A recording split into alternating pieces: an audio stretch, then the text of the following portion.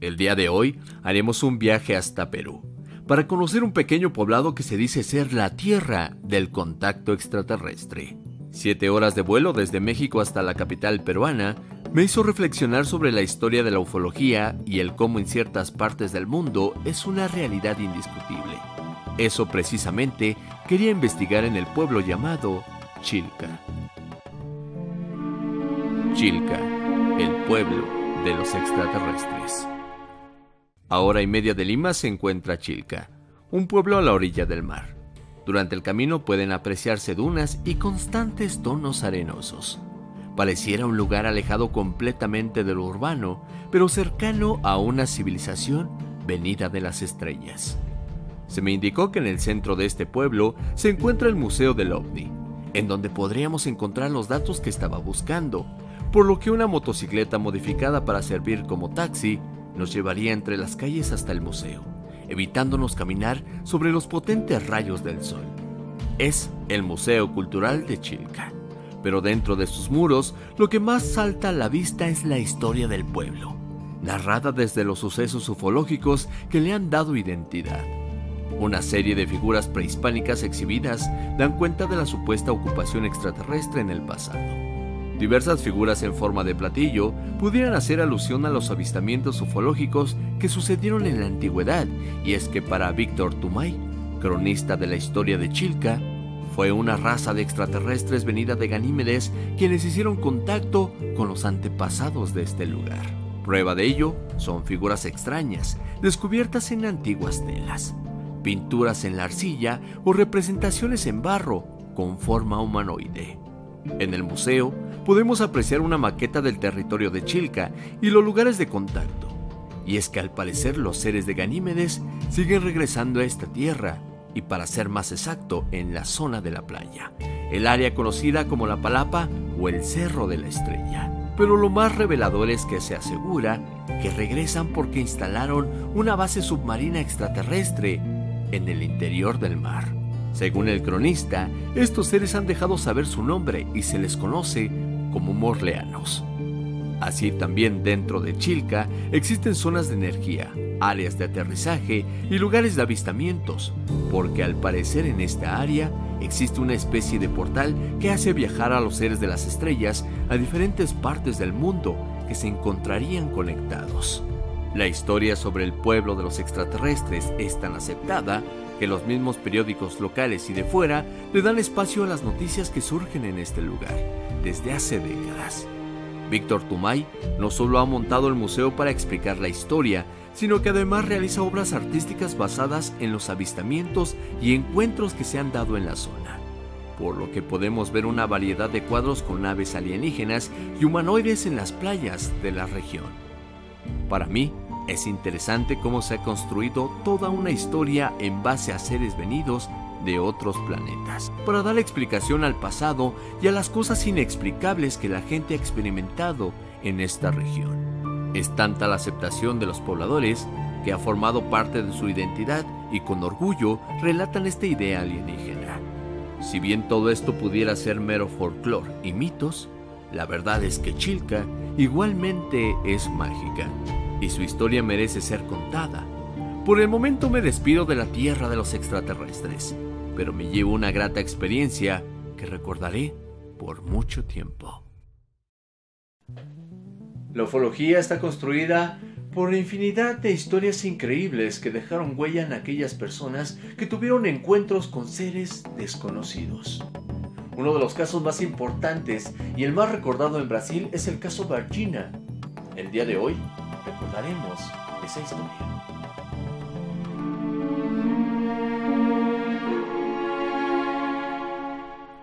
Habitantes del municipio de Varginha, ubicado al suroeste del estado de Minas Gerais, en Brasil, en 1996, realizaron diversos avistamientos de extraterrestres, especies que habían llegado en platillos voladores y que fueron capturados por el ejército, hecho al cual se le denominó el incidente OVNI Varginha.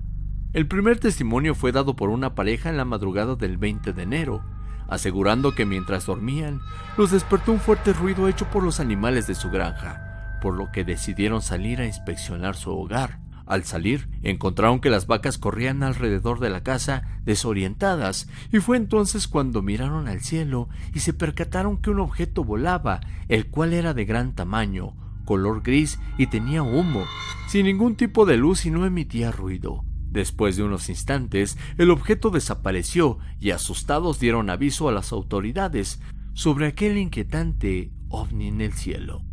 Al parecer, ambos avistamientos inquietaron a las autoridades, de manera que decidieron emprender una búsqueda. Pese a ello, el relato de 3 mujeres fue el más significativo, debido a que se convirtieron en las primeras en tener contacto directo con lo que parecía ser un extraterrestre. Las hermanas Lilian y Valkyria Fátima, en compañía de su amiga Katia Andrade, visitaron el pequeño pueblo de Varginha, cuando de repente observaron a una extraña criatura. Según su experiencia, se trataba de un bípedo de aproximadamente 1.6 metros de altura. Tenía una cabeza grande con lo que parecían 3 cuernos y un cuerpo muy delgado.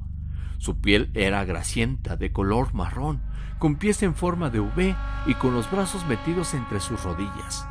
Enseguida el humanoide les dirigió sus grandes ojos rojos sin párpados, córnea ni iris, levantó ligeramente la cabeza y volvió a bajarla.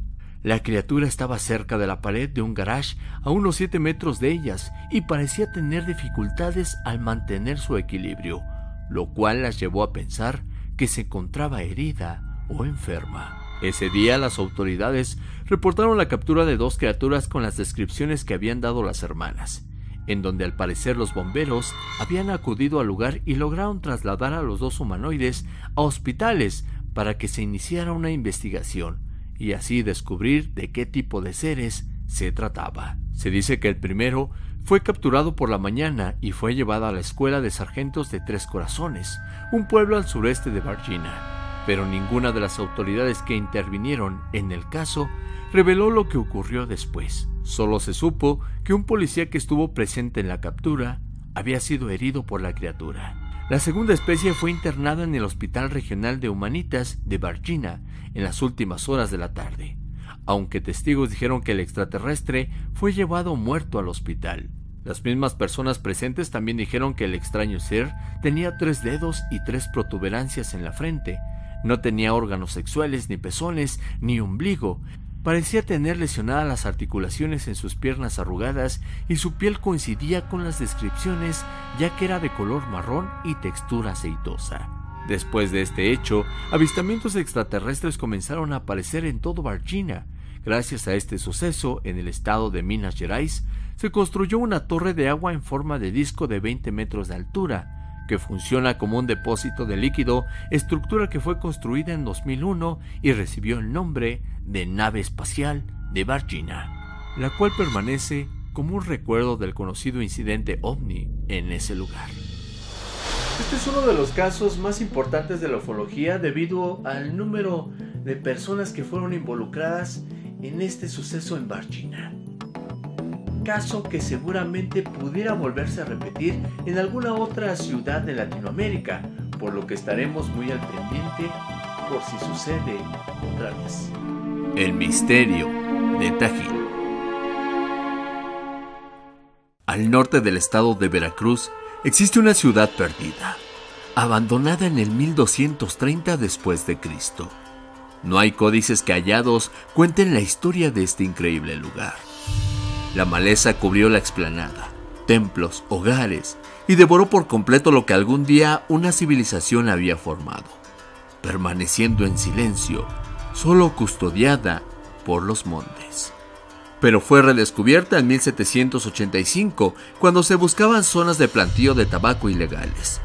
Sin embargo, no fue hasta 1989 cuando comenzó su restauración, dejándonos conocer parte de sus antiquísimos habitantes. Fueron los totonacas, quienes nombraron Tajín a este lugar, el cual significa Ciudad del Trueno. Los totonacas tenían una extraña fisonomía. Así lo señalan diversos textos, como el de Bernardino de Sahagún, que menciona que tenían la cara larga y las cabezas chatas, eran bajos de estatura y estaban rapados de una forma rara. Viajé hasta ese lugar intrigado por la historia de aquella ciudad perdida, y de su inigualable e increíble pirámide principal, y me llevó a tomar la carretera hacia la tierra de Papantla, en donde está el Tajín, ahí donde se dice que los hombres vuelan. Me hubiera parecido una referencia expresada figuradamente, pero al llegar quedé completamente sorprendido porque efectivamente los hombres de aquel lugar volaban de verdad. Son los voladores de Papantla, una ceremonia y tradición que se conservó por cientos de años y que hoy en día sigue siendo el orgullo de esta mágica tierra. El espectáculo de aquellos hombres que como aves en vuelo descienden en representación de la lluvia es inigualable. Lo que diferencia a la zona arqueológica del Tajín de otras descubiertas en Mesoamérica es su extraña arquitectura, la cual solo se puede contemplar en los basamentos edificados en este lugar. Este es el misterio de antiguos constructores dotados de conocimiento que llegaron de alguna parte y levantaron estas increíbles obras entre los años 600 y 750 después de Cristo. Hasta el momento no se sabe con exactitud quiénes fueron esos hombres o cómo es que tenían ese conocimiento. Su característica distintiva son los llamados nichos que se despliegan a lo largo y ancho de los basamentos, los cuales pudieron contener deidades y representaciones mitológicas. La ciudad perdida se mantuvo aislada del conocimiento de los españoles que conquistaron México, por lo que nunca fue profanada. Los indígenas de la zona conocían muy bien de esta y la cuidaban y protegían como herencia de sus antepasados, por lo que jamás revelaron su existencia.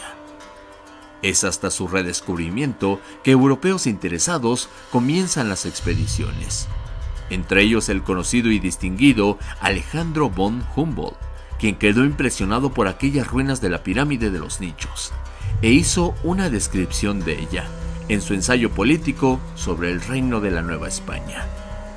Al igual que Humboldt, quedé maravillado al estar frente a la imponente pirámide de los nichos, la cual se mantiene erguida, desafiando el tiempo y hablándonos de una historia perdida, pero que seguramente fue gloriosa, donde los hombres tenían una estrecha relación con la naturaleza, los elementos y el cosmos. En los vestigios de sus esculturas encontramos seres zoomorfos, relieves de sacerdotes y gobernantes e incluso de seres extraños, mitad humanos, mitad aves. Hoy en día cientos de turistas visitan esta joya descubierta en la selva del norte de Veracruz, en donde se pueden apreciar los edificios y vestigios de una cultura totonaca que se inmortalizó para la eternidad y que como hombres voladores descienden en forma de lluvia para seguir habitando entre sus paredes.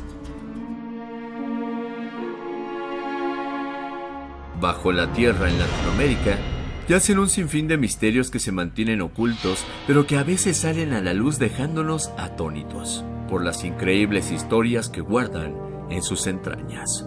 Este es el caso de enigmáticos túneles descubiertos en diferentes países de América. Brasil. Recientemente se dio la noticia del descubrimiento de una red subterránea de túneles bajo diferentes países en Sudamérica. No todos están conectados, pero las investigaciones señalan que alguien o algo estuvo formando lo que parecen ser gigantescas madrigueras, muy parecidas a las creadas por los roedores, pero en dimensiones mucho más grandes. Es como si un antiguo y gigantesco animal hubiese habitado las entrañas de la Tierra, escarbando una serie de túneles, abriéndose paso por diferentes regiones. Se calcula que estos túneles fueron realizados hace 8.000 o 10.000 años y que ningún proceso geológico pudo haberlos esculpido. La gran mayoría de estas excavaciones son de alrededor de 1,50 m a 2 metros de alto y 4 metros de ancho. Se sabía de su existencia desde 1930, pero se creía que habían sido cavados por habitantes que fueran parte de alguna cultura primitiva.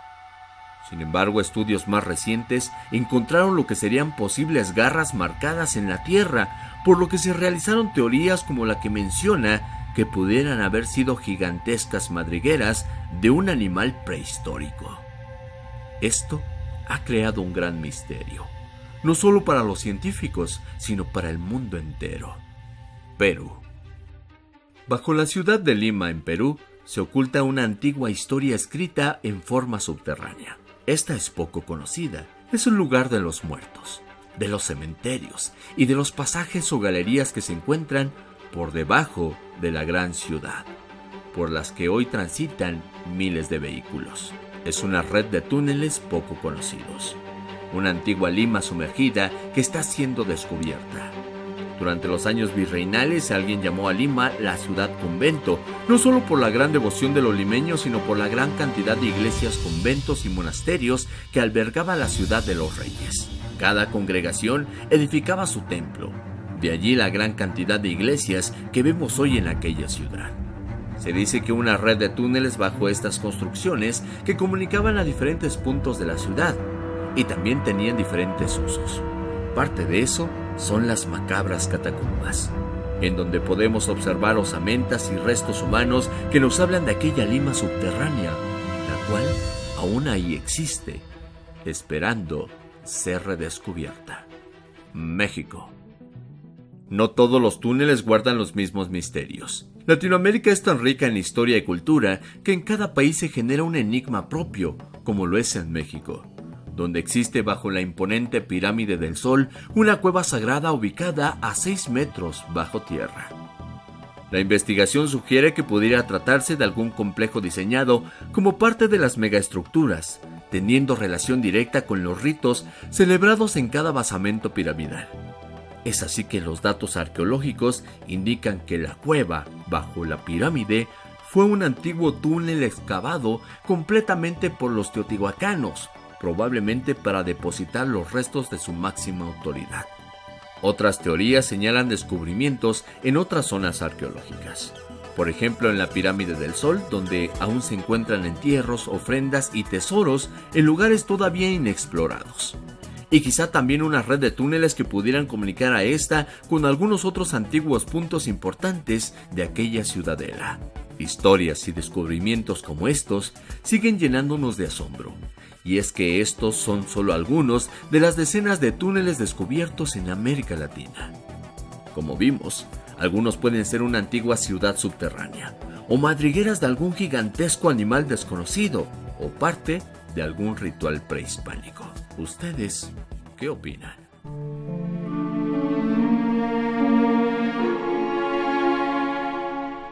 Latinoamérica es una tierra llena de misterios, leyendas y lugares enigmáticos, en donde los seres más extraños y fenómenos desconocidos han grabado una historia sobrenatural en la mente de sus habitantes.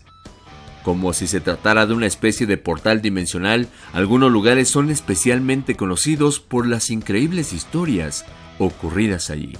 Este es el caso de la Isla de las Muñecas. Xochimilco es una de las 16 delegaciones de la Ciudad de México.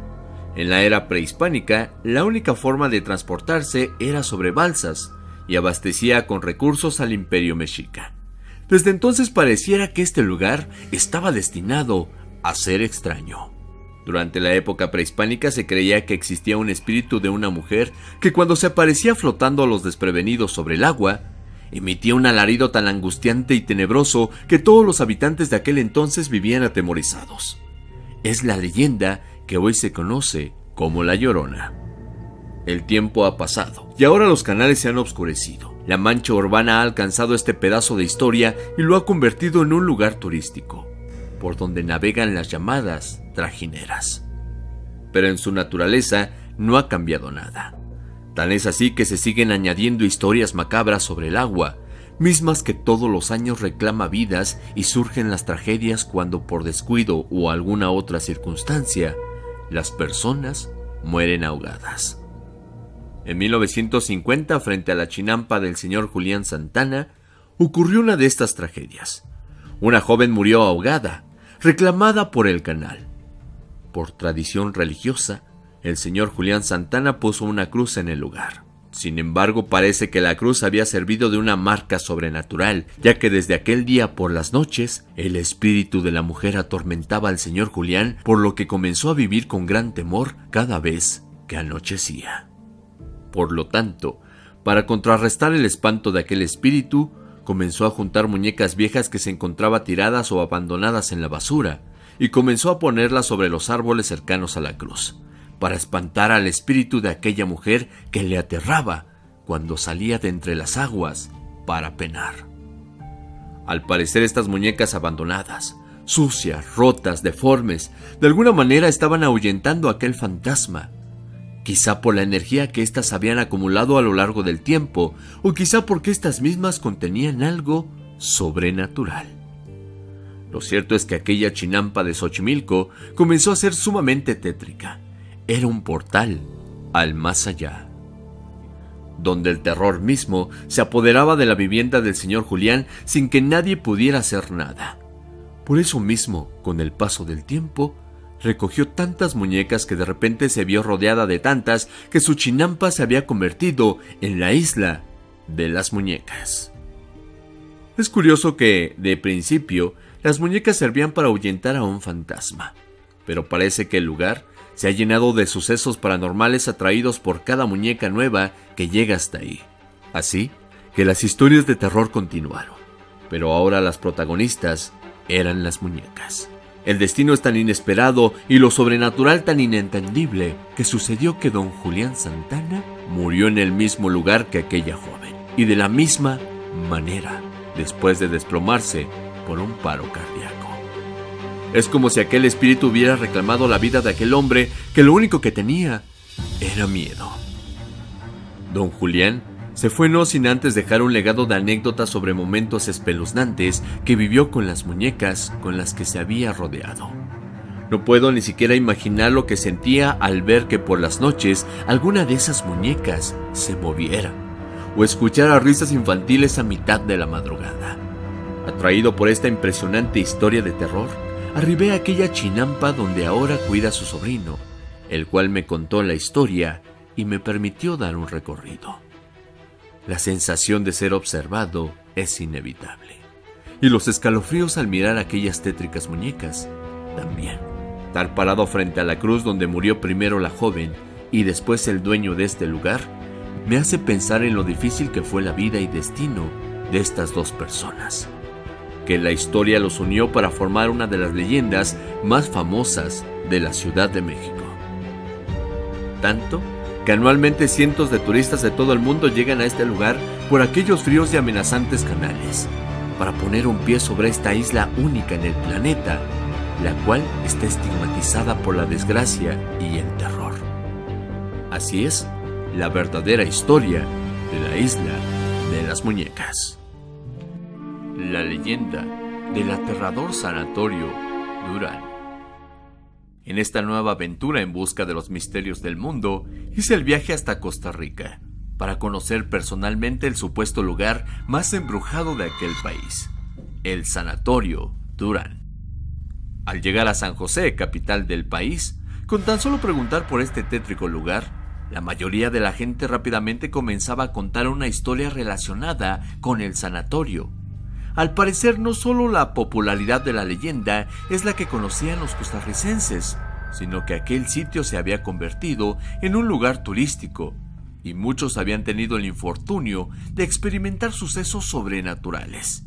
Y como prueba de ello, me mostraban fotos como evidencia.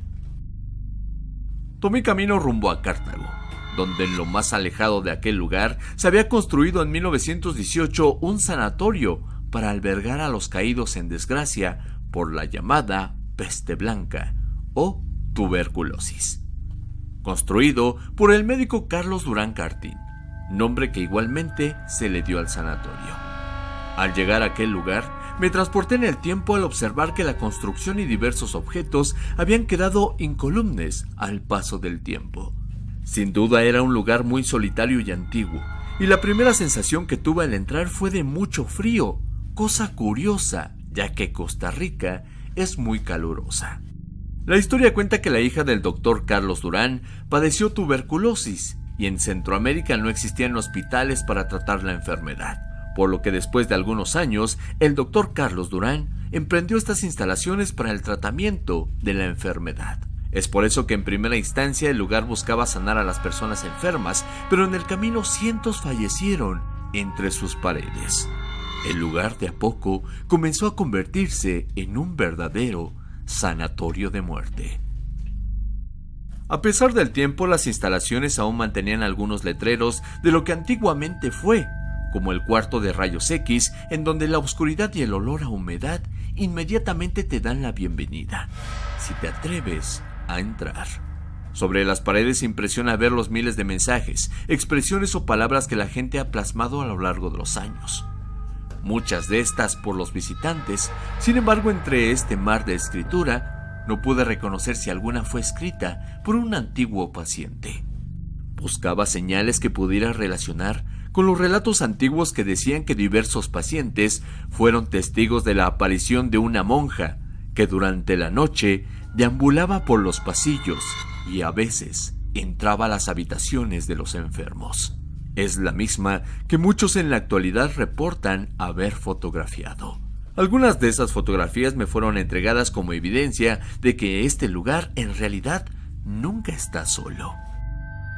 Algunos otros afirman que en alguna temporada el Sanatorio Durán después se convirtió en una estancia de geriatría, en donde los adultos mayores terminaban sus últimos días bajo este techo, dejando tras de sí un sinfín de historias. Mencionan que otra de las ocupaciones del lugar fue cuando se convirtió en un orfanatorio, antes de ser abandonado completamente, para después, bajo el crujir de la madera, la oscuridad y el frío de sus paredes, se alojaran los espíritus que terminaron por apoderarse de este lugar. Al caminar sobre los pasillos, mientras conocía el misterio y los relatos de todo lo acontecido aquí, me di cuenta el por qué es uno de los recintos más escalofriantes de toda Latinoamérica y por qué el costarricense, al hablarle de fantasmas, inmediatamente contará una experiencia paranormal en el Sanatorio Durán. En la actualidad, diversos grupos nacionales y extranjeros vienen a explorar el sanatorio, y a veces también se han quedado por la noche esperando poder captar alguno de esos espectros errantes que moran entre los pasillos. Los fantasmas de personas que padecieron tuberculosis y terminaron su ciclo en esta región de Costa Rica. Seres sobrenaturales que aún después de muertos se niegan a abandonar el lugar que los vio partir. Sin duda, uno de los lugares más macabros que he visto hasta el momento. Este fue mi viaje sobrenatural por el Sanatorio Durán. ¿Qué les pareció? ¿Se atreverían a quedarse una noche ahí adentro? Leyendas de tesoros perdidos de América. América es una tierra rica en historias, costumbres, tradiciones, pero también en recursos y minerales valiosos. Hoy haremos un viaje por las leyendas que hablan sobre increíbles tesoros perdidos en Latinoamérica. La leyenda del Dorado. En la época de la conquista de América, corría un rumor sobre un tesoro increíble e inigualable. Tanta era la riqueza de aquel lugar que los palacios estaban construidos completamente de oro, por lo que lo llamaban El Dorado. Esto llevó a muchos conquistadores a emprender una búsqueda inútil y muchas veces mortífera, a través de las selvas y montañas de Sudamérica, pero siempre fue en balde. Según confirman descubrimientos arqueológicos recientes, el Dorado no era lo que las leyendas mencionaban literalmente, sino que pudo haberse tratado de una ceremonia entre las regiones de lo que hoy es Colombia y Venezuela.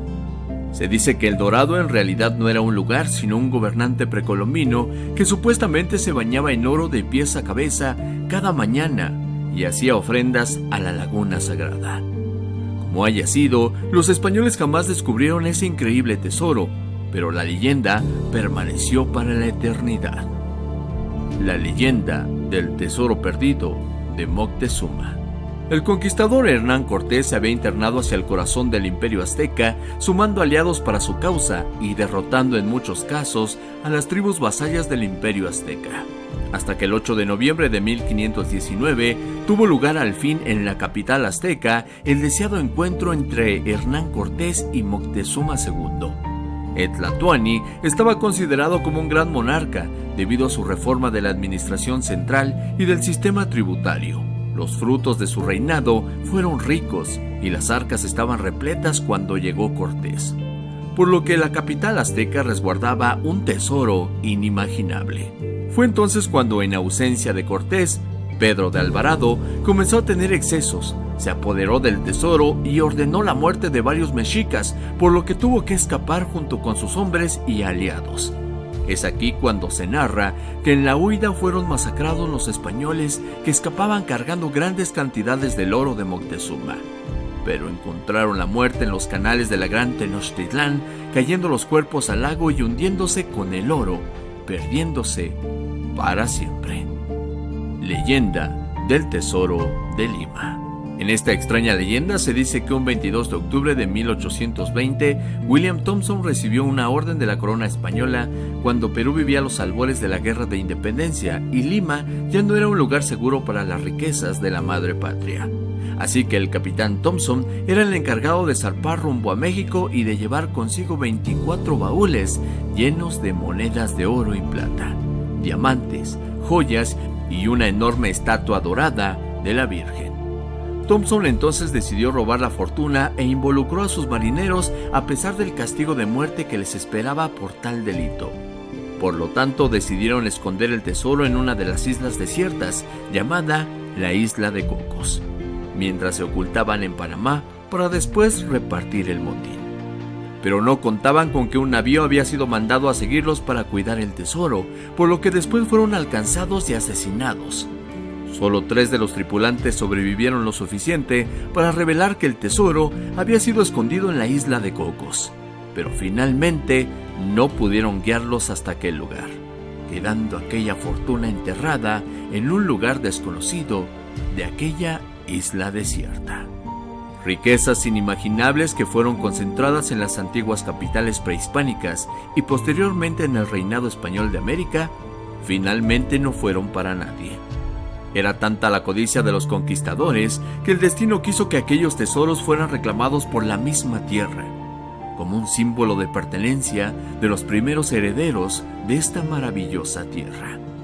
¿Qué te parecieron estas historias? ¿Sabías de la existencia de los tesoros ocultos? Recuerda que cada jueves los espero aquí con un nuevo capítulo de mis viajes. Soy Oxlack y estos fueron los misterios y leyendas que quedaron en la historia.